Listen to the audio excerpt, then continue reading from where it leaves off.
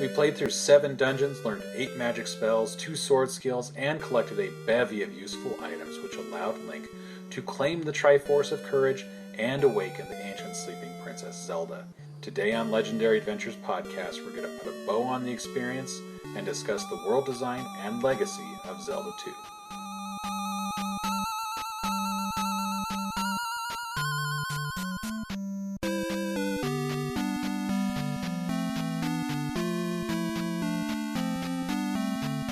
Zelda II expands the lore and the setting of the series quite a bit. The world itself, as with the entire game, is separated into an overworld viewed from an overhead perspective, and action scenes and towns which are viewed from the 2D side-scrolling perspective. The overworld presents Hyrule on a much larger scale than what's seen in the original game. It's viewed from a more zoomed-out perspective, and while it's not immediately clear from just looking at the map, the game as a whole is built on a grid of squares, and movement happens between those squares. Towns, palaces, and certain action scenes like caves are presented as icons on the map, which are then entered by touching them. Enemies and fairies are also represented by icons on the map. There are these small slime monsters or bots that represent the weak encounters, and then there are large humanoid monsters that represent strong encounters. Fairies appear on the map as fairies. In Zelda II, Hyrule is separated between 4 major areas on 2 continents.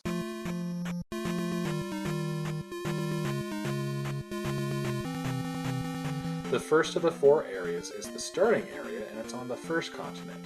It includes the North Castle, Parappa Desert, and the towns of Rauru and Ruto. The second area is through the caves south of Ruto. The jump spell and candle are required to reach it. The second area includes Medoro Swamp, Soraya Town, the harbor town of Mido, Death Mountain, and the Island Palace.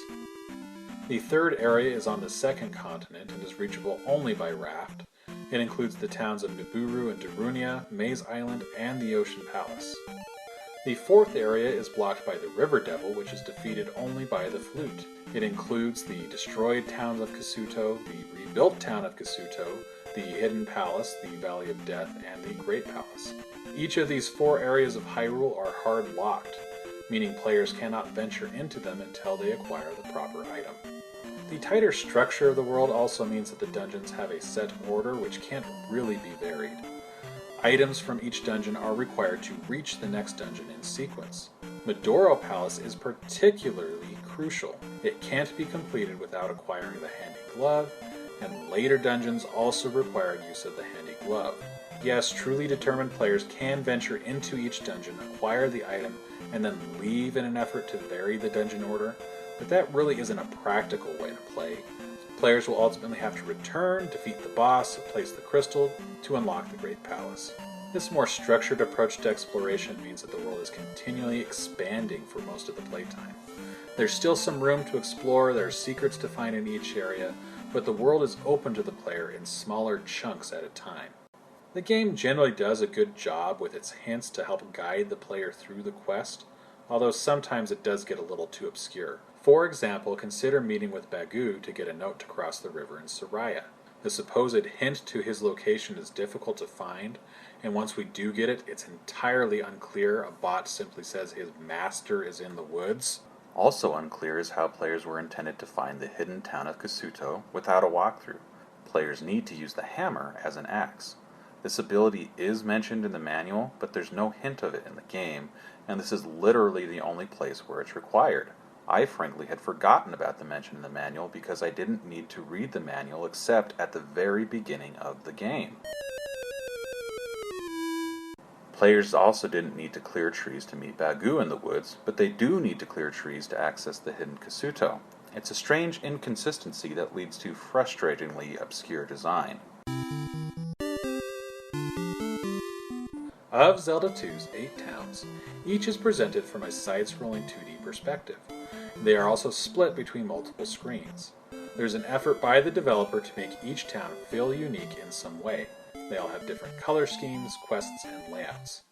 Soraya, for instance, has the river bridge, while Mido has the church, Niburu has its water fountains. I'll also say that while I wasn't a big fan of the Ganon Spies mechanics, It did help towns stand out in some way, and it was a good storytelling element.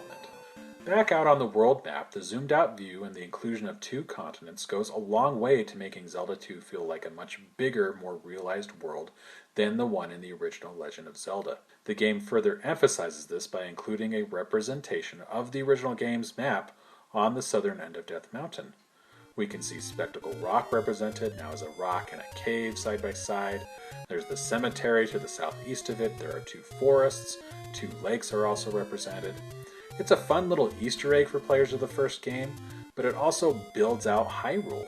I said the first game lacked a sense of place. It didn't feel like a kingdom where people lived and worked.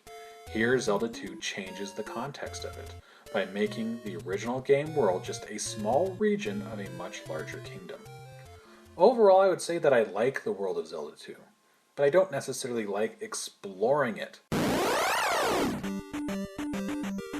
That's partially because of the semi-random battles that are included in the game, but also the difficulty. Playing the special edition included with the Nintendo Switch NES Online allowed me to largely ignore these battles or exit them as quickly as possible, but the constant interruptions to the flow of exploring are annoying. Today there are a few players who would say that Zelda 2 is their favorite entry in the series. There are a significant number of people who just don't like it at all. Prior to this playthrough, I was one of them. However, playing through the special edition, I found a lot to like. There's still plenty I don't like. As I mentioned, the game design is sometimes too obscure, and even with the difficulty reduced, I still found some areas frustratingly difficult. But I had a lot of fun with the first 3 dungeons.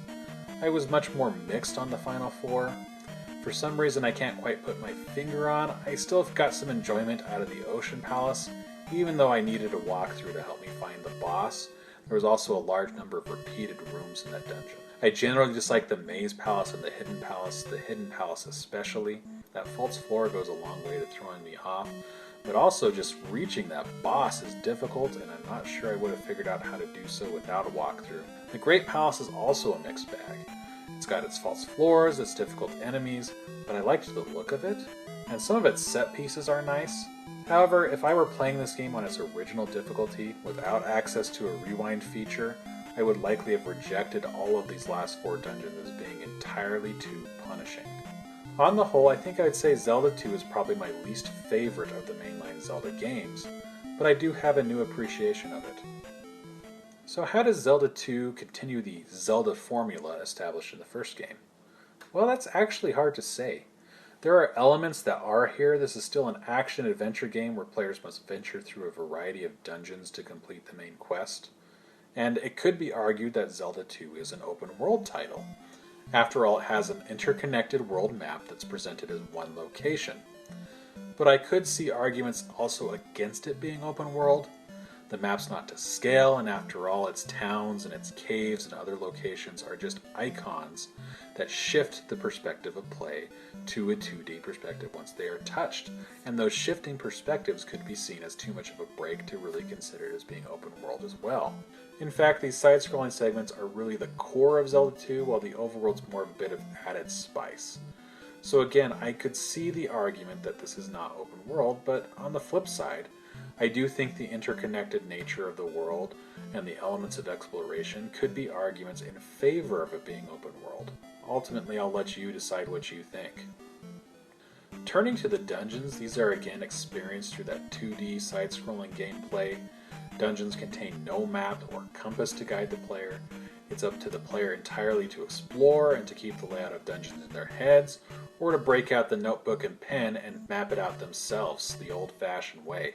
Unlike the first game, the goal of the dungeon is not to collect a MacGuffin, but to instead place one. It seems like splitting hairs, but most other games have Link seeking and acquiring items within dungeons, and not placing them there. Each dungeon also contains a tool or dungeon item for Link to acquire, just like in the original game, and just like in the games that will follow. Heart containers are not granted for defeating a boss. Instead, players are leveled up after placing a crystal. It grants a similar effect to the heart container, but it's distinct enough to stand on its own outside of the established formula. In addition to a system of experience points and levels, Zelda 2 also does away with many of the basic gameplay elements from the original game. One of those ways it stands apart from the original game is by doing away with the economy. There's not a single rupee or shop to be found. Link's health is also represented by a bar or a meter instead of hearts. There's no life hearts or even any other health restoring pickup. Players can only heal inside towns by visiting the healer or by casting the life spell.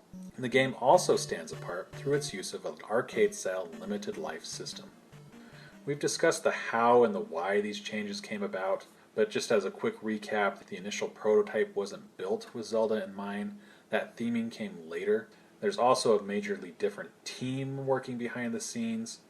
However, it can be said that while a more clear Zelda formula can be seen looking across over a dozen games over more than 30 years of history, it wasn't really clear when this game was made.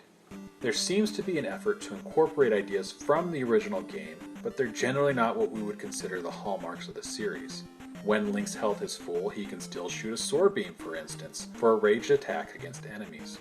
The collection of items to solve puzzles and open new areas remains a core mechanic, and among those items there's a candle to light up dark areas. In terms of function, it's different from the original game, but they still both have candles in them.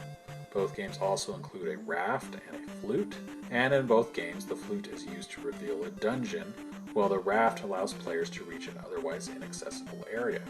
There are enemies such as Wizrobes that appear here which behave much in the same way as they did in the original despite the change in perspective. There's also a number of helpful residents of Hyrule who offer sometimes cryptic hints.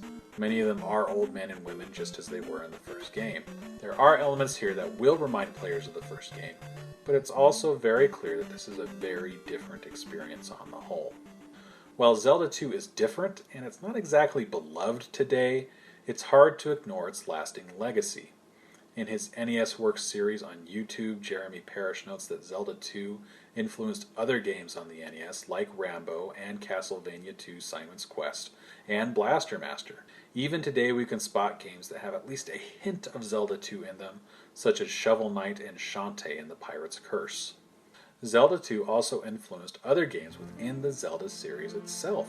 It's clear that while Shigeru Miyamoto called Zelda II sort of a failure, he and the Zelda team never forgot the game. The next game in the series, A Link to the Past, notably returns to the top-down style presented in the original game. But in an interview following A Link to the Past release and translated on glitterberry.com, Miyamoto said of the next game in the series, "As for the next Zelda, if we go in order, it will probably be Super Nintendo Adventure of Link." That said, A Link to the Past does draw many elements from Zelda 2. It just presents them in a style that's more reminiscent of the original game. There's a village, there's magic spells governed by a magic meter, it features a number of pre-dungeon quests that wouldn't be out of place in Zelda 2, and Zelda 2 and the games that followed it would still leave room for exploration, but their quests become decidedly more structured. Famously, Zelda 2 was on the developers' minds at the start of development of Ocarina of Time. It carried over into a variety of cosmetic elements. You'll see Zelda 2 names all over that game, but it also impacted the combat of Ocarina of Time and all the 3D Zelda games that follow it. They all owe a debt to Zelda 2. We'll discuss that in more detail when we get to those games.